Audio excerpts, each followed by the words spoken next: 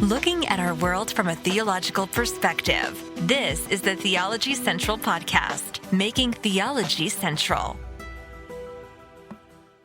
Good evening, everyone. It is Wednesday, May the 25th, 2022. It is currently 10:31 p.m. Central Time, and I'm coming to you live from Abilene, Texas. I apologize there. I was starting to lose my voice. It is currently not 10:31 p.m. Central Time on this Wednesday, May the 25th, 2022. Once again, I'm broadcasting live from Abilene, Texas. Now, I cannot speak, obviously, for anyone else. So I can only speak for myself. I can only share with you what is real and what I feel inside now.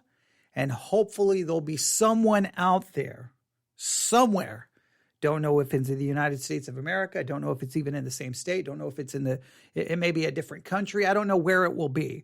But hopefully there'll be at least one or two individuals who what I'm about to share will prove to be extremely helpful and beneficial for them, because they may be feeling some of the same feelings that I am feeling on this late Wednesday evening. I'm not worried this evening about, well, does it come across professional? Do I mess up this or do I mess up that? I'm not worried about mistakes. I'm not worried about how professional.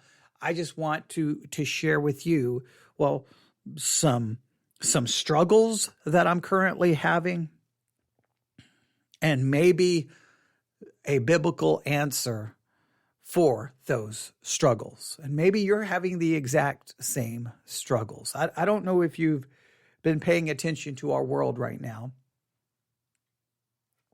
but I'm overwhelmed by the death, the destruction, and the evil. I'm just overwhelmed by it.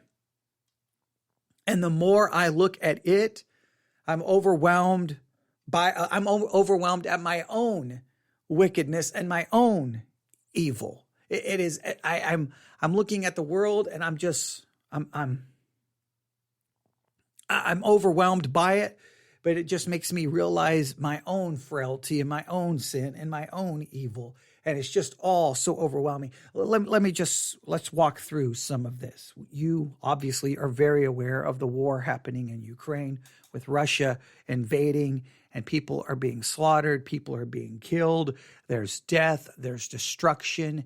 The stories coming out of Ukraine, they just seem to get more and more dark, more and more evil, and those are human beings created in the image of God, being murdered and being slaughtered for what? For political purpose, for a country to gain something, for what? Like it seems so senseless. It seems so just, why? Why is this happening? And so at the very beginning of the war, I was following it closely and listening. And finally, I just kind of got overwhelmed by it. And it just got so dark and so discouraging and so depressing. And the next thing I know, I found myself listening to less and less and just going on with my life, worrying about my issues and my difficulties and my troubles or my things irritating me. And I'm like, how can I so easily forget the pain and suffering of people in Ukraine? How can I just immediately forget that and then just start focusing on what I need to do? In one way, that's the only way we can live. And another way, it doesn't show the lack of true compassion and a callousness and a coldness within me. So that bothered me.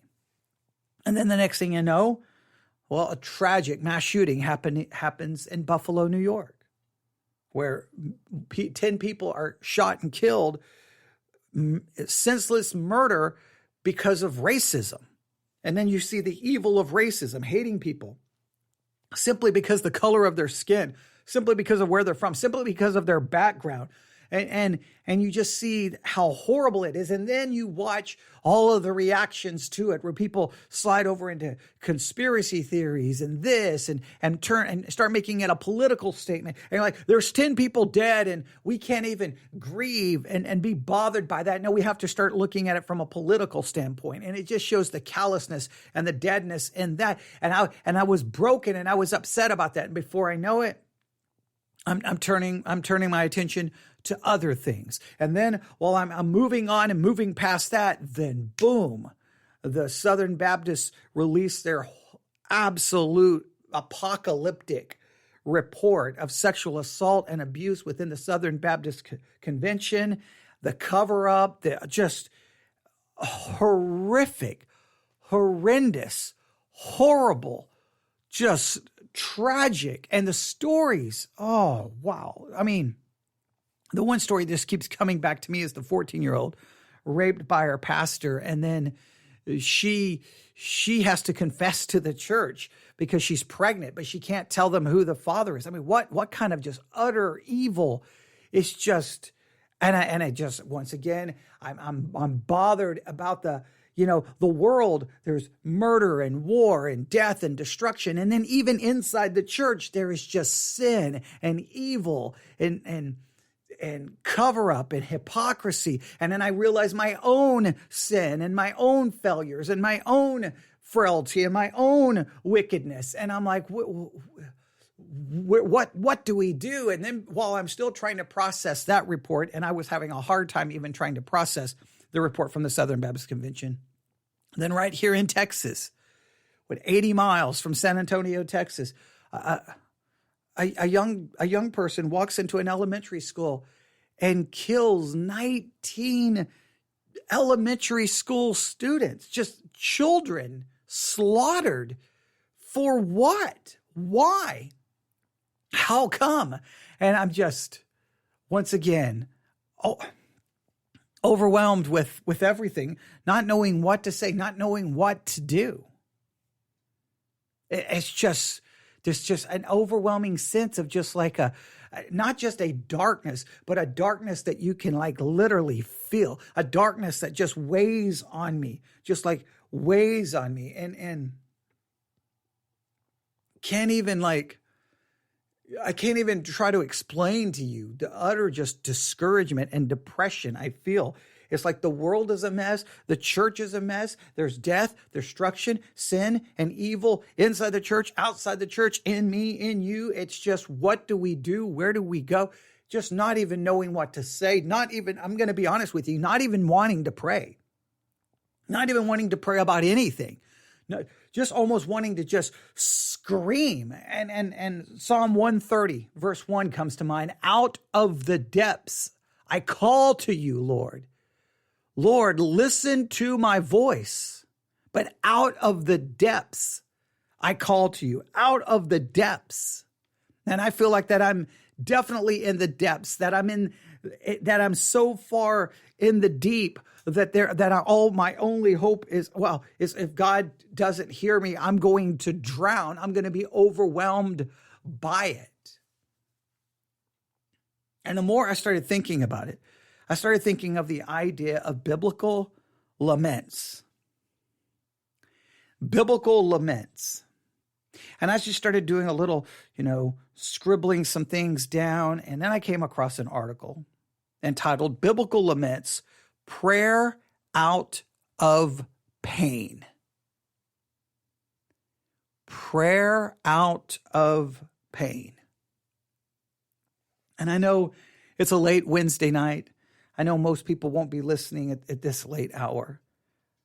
But I thought we would at least explore some of this. We won't finish it, but at least just to consider, like, what do you do when there's so much pain and suffering? And I know that even many in the world and even I don't want to hear thoughts and prayers about any of this. I don't. Because it just seems so cliche and frivolous and empty and vain. But there is so in a roundabout way, I don't want Christians going around saying thoughts and prayers to anyone. But This is a time not to be telling everyone thoughts and prayers, not throwing out our little cliches, not trying to act so righteous and godly. This is a time for, I think, Christians to fall on our face in repentance of our own evil, our own apathy, our own sin, our own hypocrisy. And if we're going to pray, this is the time to go to the prayer closet. This is the time not to be making a show of ourselves. This is the time where there needs to be some serious,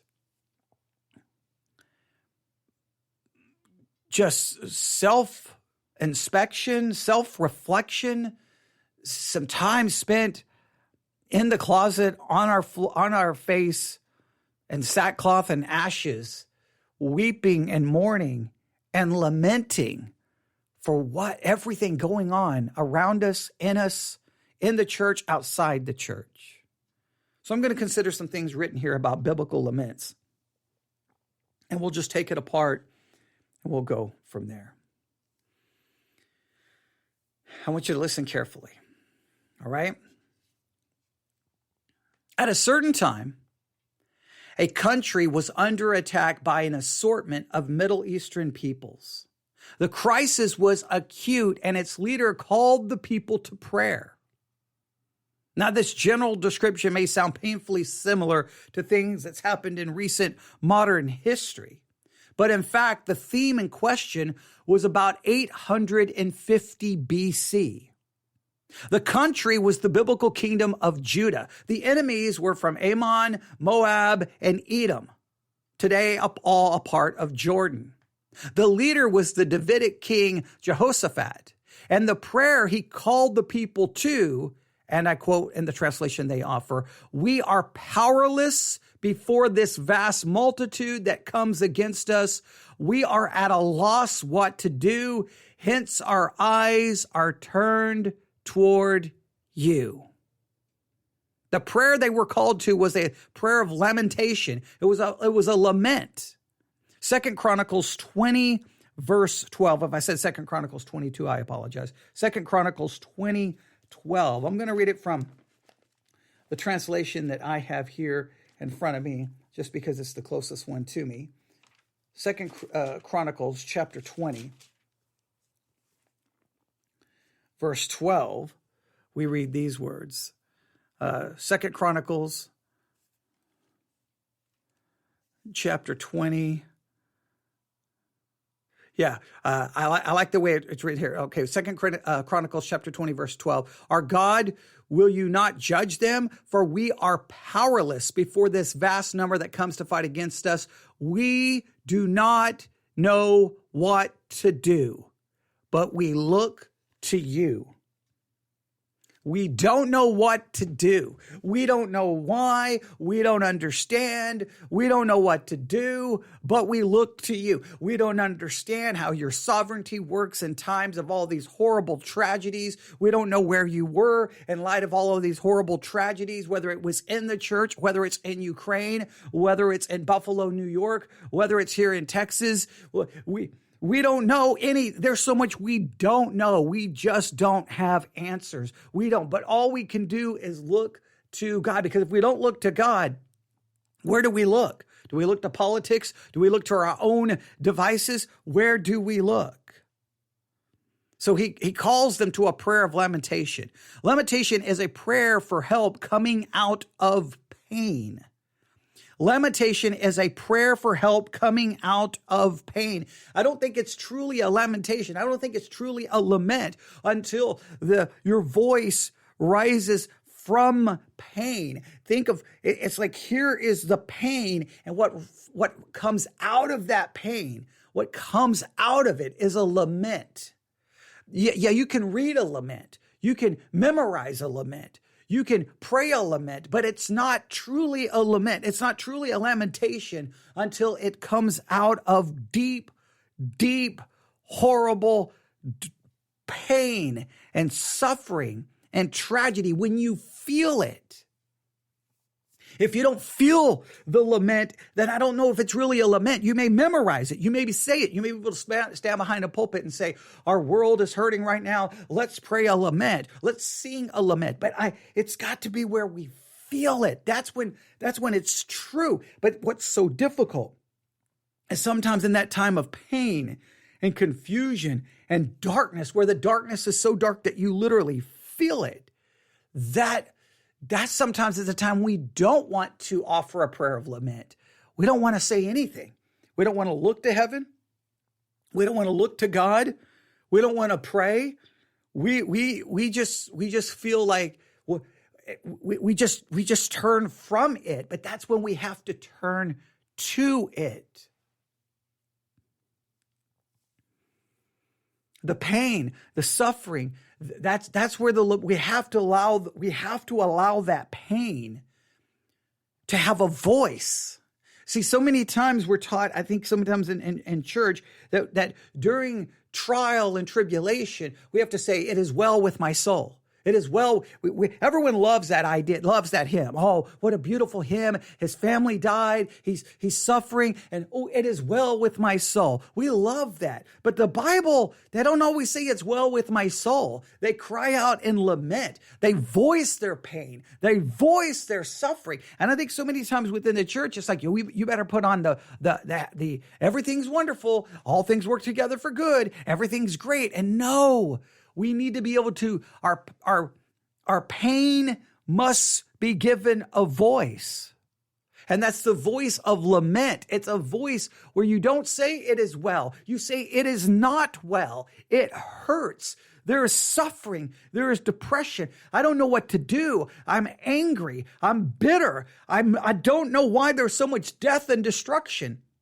I don't know why 19 little kids, a couple of days away from their summer vacation, was slaughtered. I don't know why women and children were raped and abused and molested in the Southern Baptist Convention, and those men covered it up to protect the denomination. I don't know why people are being slaughtered, women, men, children in Ukraine. I don't know why people were shot and killed in Buffalo for the color of their skin. I don't know why when tragedy happens, instead of the church lamenting, we turn to conspiracy theories and politics, and we want to debate online, and we want to argue, and we want to fight instead of crying, instead of feeling. We want to just argue and debate and win another argument.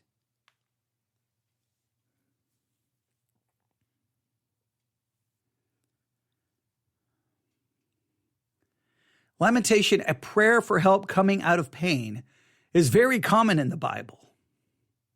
According to this, over 1/3, 50 or so of the Psalms are laments. Lament frequently occur in the book of Job. For example, Job 3:11. Why did I not perish at birth, come forth from the womb and expire? That's Job 3:11. He's literally crying to God. Why did I not perish at birth? Why did I not die? Why did I not come from the womb and simply die? Why didn't I die at the very beginning? Why? All I'm experiencing now is suffering. He voices that. And some areas of Christianity are like, how dare you? You're speaking bad things upon you. You better speak positive things. You get a positive confession. You better speak words of faith. No, not this kind of defeatist attitude. You need to show faith. You don't need to question. No, your pain deserves a prayer. Your pain deserves a voice. Not a fake church one, but a real, tangible, true one. The prophets likewise cry out to God, such as Jeremiah does. Why is my pain continuous, my wound incurable? Jeremiah 15:18. Habakkuk, my legs tremble beneath me. I wait the day of distress that will come upon the people who attack us. I mean, so Jeremiah, why is my pain continuous? And then Habakkuk, my legs tremble beneath me. I wait the days of distress. One whole book, Lamentations, expresses the confusion and suffering felt after the destruction of Jerusalem by the Babylonians.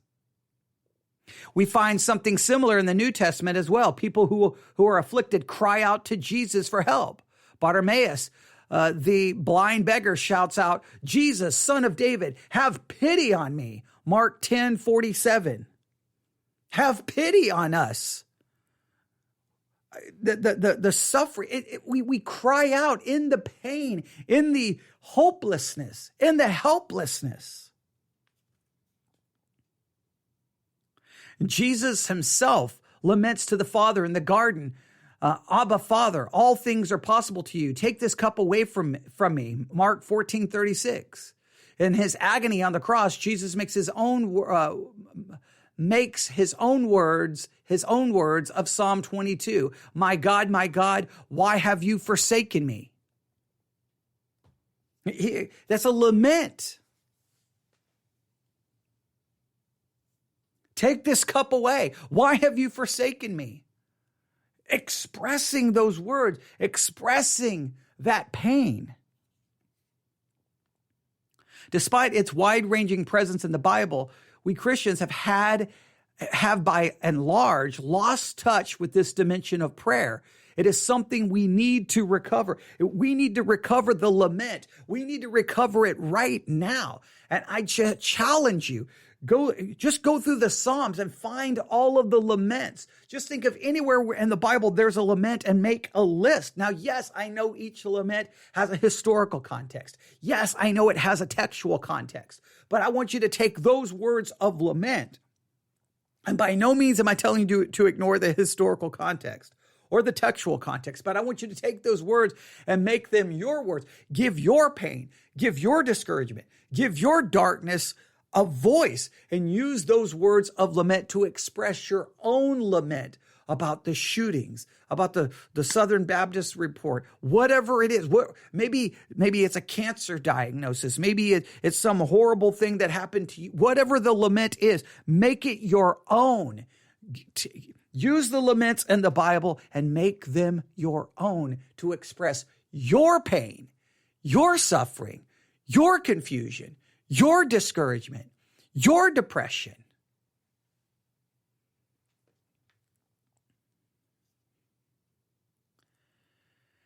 When we feel blessed in life, when we experience goodness and wholeness, we turn to God in praise and thanksgiving. But what happens when we experience just the opposite? What happens when we are overcome by the presence of chaos, brokenness, suffering, and death, by a sudden sense of our human vulnerability, as in mass shootings, as in even inside churches, women are being abused and raped, Ukraine, about all of the financial difficulties and woes happening right now because of the economy, all of the uncertainty and fighting that's going to happen because of the election, all of just the noise and chaos that you can feel just watching social media for 5 minutes. What do we do when we feel all of that? When we physically hurt, when we're physically in pain, we cry out in pain, right? When we physically hurt, we cry. We may even yell. We may even scream, depending on the physical pain. If you turn on your oven right now and you touch your hand to it, you're going to probably yell. You're probably going to scream. And depending how long you leave your hand there, you will literally cry. Well, guess what? A lament is a spiritual cry of pain. When we hurt spiritually, we cry out in lament. Lament can be described as a loud religious scream, a loud religious cry.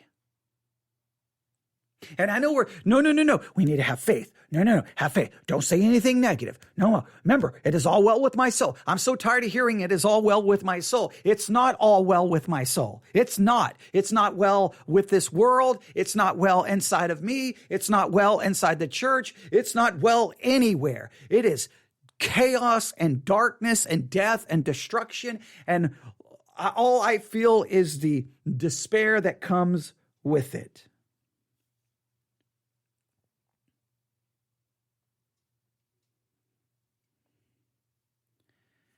Now I'm going to stop right there.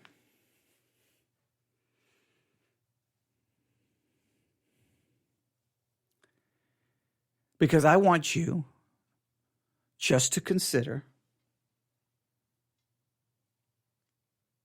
the laments in the Bible. I want you to try to find them. In fact, I could be wrong. I bet you it's very easy. I bet you it's very easy. And I may be able to give you, hang on.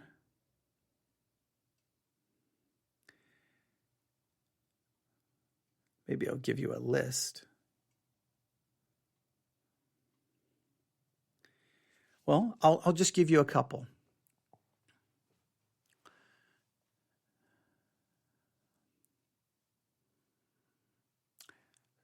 Psalm 13. I'm just going to give you some. You can just do a search for Psalms of Lament. You can just find them. And I would really want you to just write them down and just spend this week just reading them and considering them. There's a basic structure to a Psalm of Lament that I thought about breaking down. Maybe we'll do that later. But Psalm 13, Psalm 25, verses 1 through 2 and 16 to 21. Psalm 31, verses 1 through 5, 9 through 16. Now, I'm gonna go back and read some of these again, right?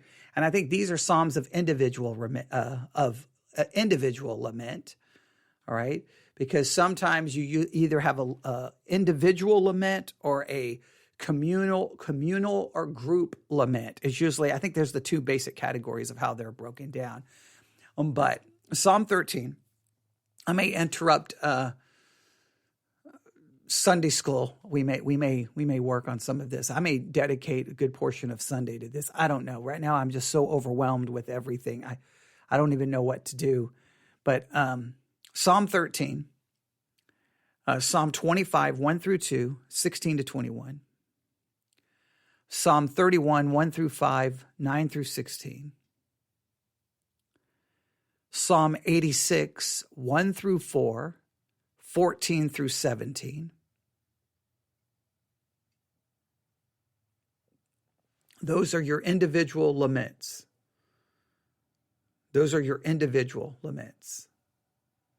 Okay? Now, here is what would be a communal lament or a group lament. Psalm 12, Psalm 44, and Psalm 90 would be your communal laments. Now, there may be more laments there, but that'll just get you started. That'll get you started. And I would just read them.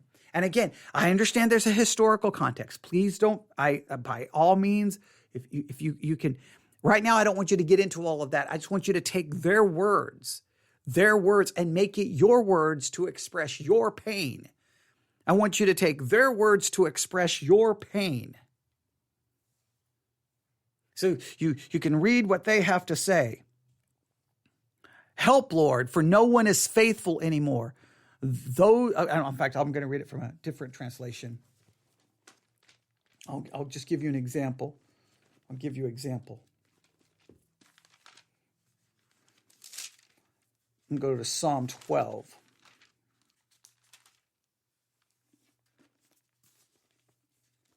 Psalm chapter 12. Help, Lord, for no faithful one remains. The loyal have disappeared from the human race. They lie one to another.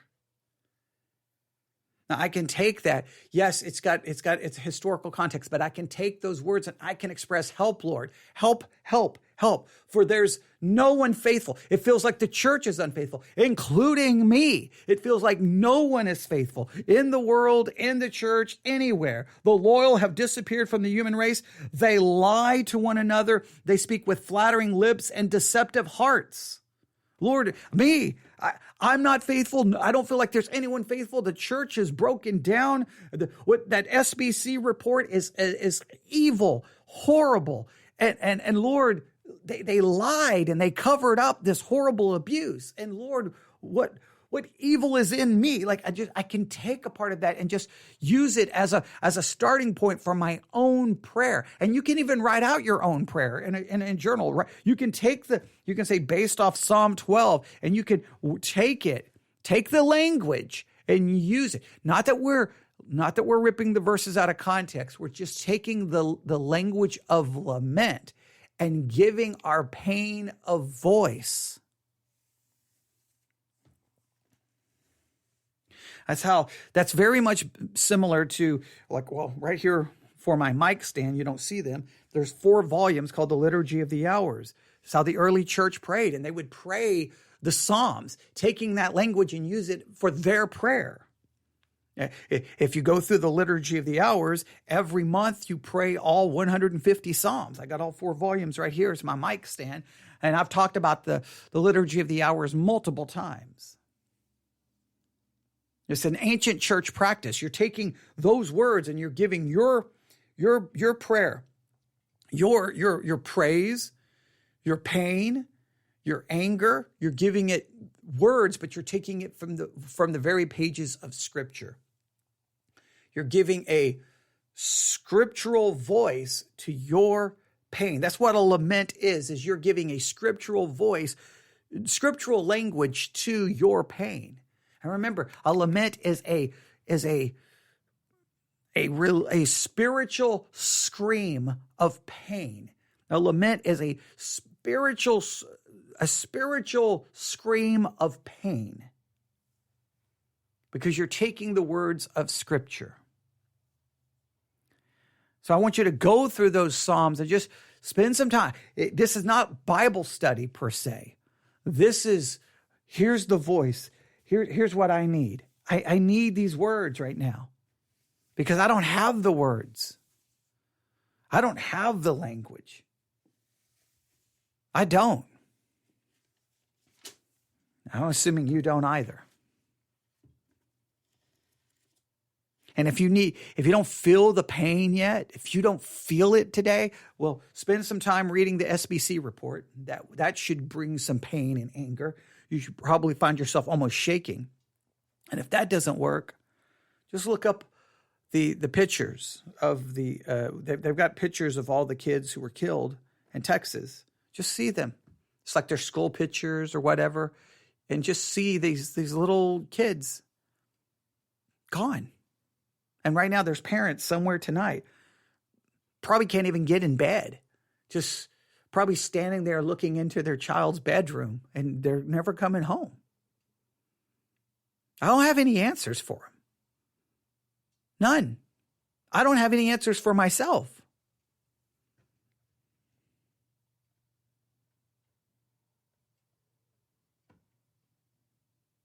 I'm having a hard time. I'm just having a hard time with all of this.